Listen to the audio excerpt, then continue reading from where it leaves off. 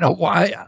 So we have a presidential candidate that was selected by the Democratic Party who can't do that. And, one of the things that my uncle and father will always think about is, how do we look to the rest of the world, right? They were conscious that America was the template for democracy. When we created a modern democracy in 1789 or 1791, when the Bill of Rights was ratified, we were the only democracy on earth. By 1865, during the end of the Civil War, there were 5, and they were all modeled on America. And by the time my uncle took office, there was about 150, and by the end of the 60s, there's 190. They're all based on American model. And, we very much were the exemplary nation. We were the example of democracy around the globe, and they were very conscious. They were embarrassed at first by the civil rights movement, because they said, what is the rest of the world going to think about it? And then they realized, well, we better correct, the problem. Yeah. But everything that they did, they were conscious that they were being watched. Well, what does the rest of the world think of American democracy right now? That, that we have in one party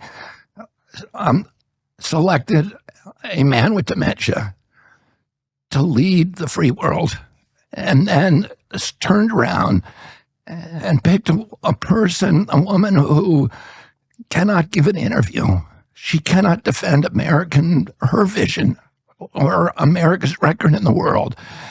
And then she gave this, Vice President Harris gave this speech at the convention that was written by neocons. And they had CIA directors talking at the Democratic Convention, military people talking at the Democratic Convention. My father and my uncle were the party of anti-war. My uncle was asked by his best friend, Ben Bradley, one of his 2 best friends who ran the Washington Post, what do you want on your gravestone, your epitaph? And my uncle said immediately, he kept the peace. He said the primary job of a president of the United States was to keep the country out of war. He said he didn't want children in Africa and Latin America and Asia, when they heard about the United States of America, to think of a man with a gun.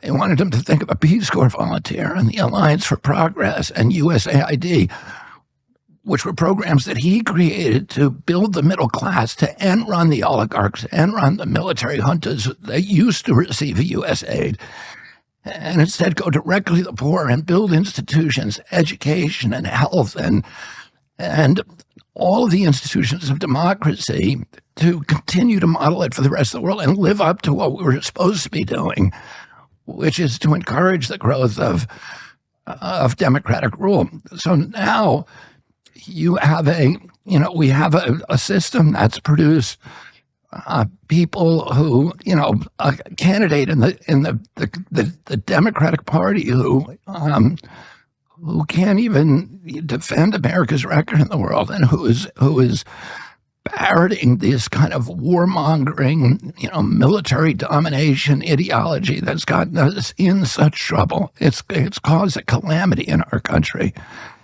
It's gutted the middle class. It's made us a pariah around the globe. It led to the rise of BRICS. It's leading to the rise of totalitarianism all over the world. And, I'd say this finally, that if you really look at what's happening in the Democratic Party today, it's a party that the word demos in Greek means people. But it's a party that's lost faith in the people. It's a party that needs ironclad control. So they didn't trust anybody to have a real election. They got rid of the primaries because they didn't trust the people. They then handpicked Vice President Harris with no election, no even pretense of election, because they didn't trust the people.